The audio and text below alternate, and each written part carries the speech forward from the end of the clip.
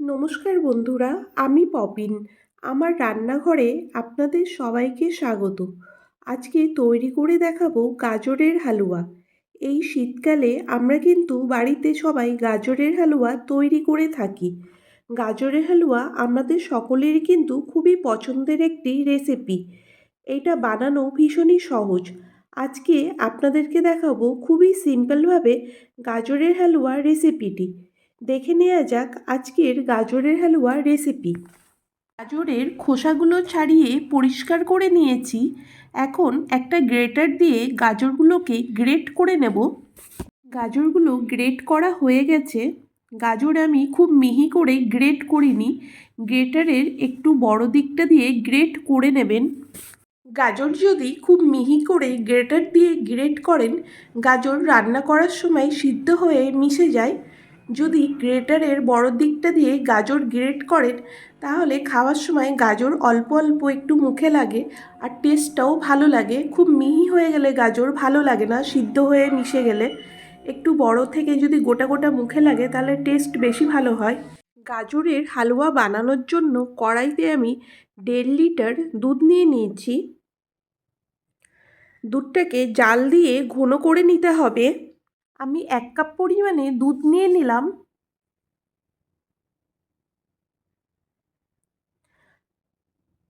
দুধটাকে ভালো করে মিশিয়ে নিতে হবে।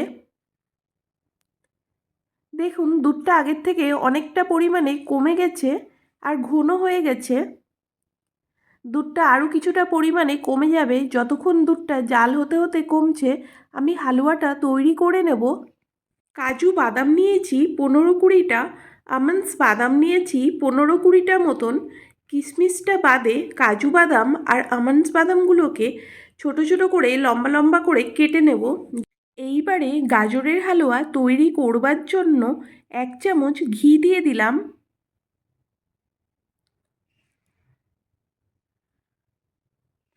ঘিটা ভালো করে গরম হয়ে গেলে গ্রেট করা গাজরগুলোকে দিয়ে দিলাম।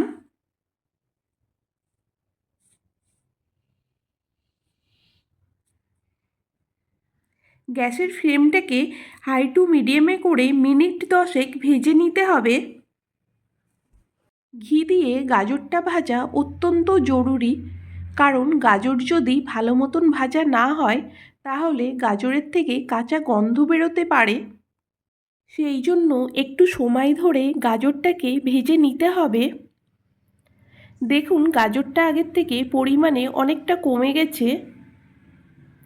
এইবারে আমি দিয়ে দিলাম চিনি। 800 গ্রাম গাজরের জন্য আমি 200 গ্রাম চিনি ব্যবহার করেছি। আপনারা আপনাদের স্বাদ অনুসারে চিনি ব্যবহার করতে পারেন। চিনিটাকে গাজরের সাথে ভালো করেই মিশিয়ে নিতে হবে। চিনি গাজরের সাথে মেল্ট হয়ে গেছে।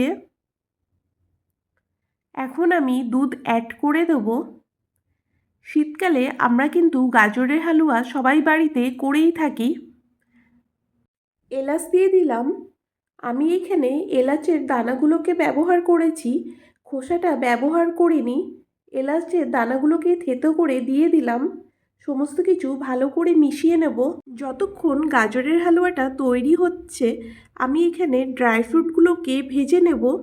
একটা প্যান নিয়েছি, প্যানের মধ্যে 1 টিস্পুন ঘি দিয়ে দিলাম। ঘিটা মেল্ট হয়ে গেলে ড্রাই ফ্রুট ঘিয়ের মধ্যে দিয়ে দিলাম। 2 থেকে 3 মিনিট ড্রাই ফ্রুটগুলো ভেজে নেব। দেখেন ভাজা হয়ে গেছে। এখন আমি গ্যাস অফ করে দিলাম। বেশি ভাজবেন না, না হলে পুড়ে যাবে, তখন খেতে ভালো লাগবে না। দুধটা অ্যাড করার পরে হাই ফ্লেমে আরও 5 মিনিট রান্নাটা করে নেব। ভেজে রাখা ড্রাই ফ্রুটগুলো গাজরের মধ্যে দিয়ে ভালো করে মিশিয়ে নিচ্ছি। দুধটা কিন্তু অনেকটা শুকিয়ে গেছে আর গাজর তো ভালো করে সিদ্ধ হয়ে গেছিল। এখন দুধের মধ্যে দেওয়ার পরে আরও ভালো করে সিদ্ধ হয়ে গেছে। এখন গাজর কিছুটা আপনাদের নরম মনে হচ্ছে, কিন্তু ঠান্ডা হয়ে যাওয়ার পরে গাজর হালুয়া জমে যায়। গাজরের হালুয়া গরম গরম ভালো লাগে, কিন্তু ঠান্ডা হলে টেস্টটা বেশি ভালো হয়। অবশেষে অ্যাড করে দিলাম খোয়া ক্ষীর। এখন আমি গ্যাস অফ করে দিলাম। গাজরের হালুয়া তৈরি হয়ে গেছে। আপনারাও এই রকমভাবে একবার বাড়িতে ট্রাই করুন, আশা করছি আপনাদের ভালো লাগবে। আজকের গাজরের হালুয়া রেসিপিটা আপনাদের কেমন লাগলো অবশ্যই কমেন্ট করে জানাবেন। রেসিপিটা ভালো লাগলে আপনারাও এই রকমভাবে বাড়িতে ট্রাই করে দেখতে পারেন। আশা করছি আপনাদের ভালো লাগবে। ভিডিওটি ছেড়ে যাওয়ার আগে একটা লাইক করে দেবেন আর আপনারা আপনাদের বন্ধুদের সাথে রেসিপিগুলো শেয়ার করবেন। আমার চ্যানেলে যদি নতুন কোনো বন্ধু হয়ে থাকেন, আমার চ্যানেলটাকে সাবস্ক্রাইব করে পাশে বেল নোটিফিকেশনটা প্রেস করে অল অপশানটা প্রেস করে দেবেন। তাহলে আমি যখনই কোনো নতুন রেসিপি শেয়ার করব সবার প্রথমে আপনাদের কাছে পৌঁছিয়ে যাবে। আজকে এই পর্যন্ত, আবার হাজির হয়ে যাব নতুন কোনো রেসিপি নিয়ে। ভালো থাকবেন, সুস্থ থাকবেন, ধন্যবাদ।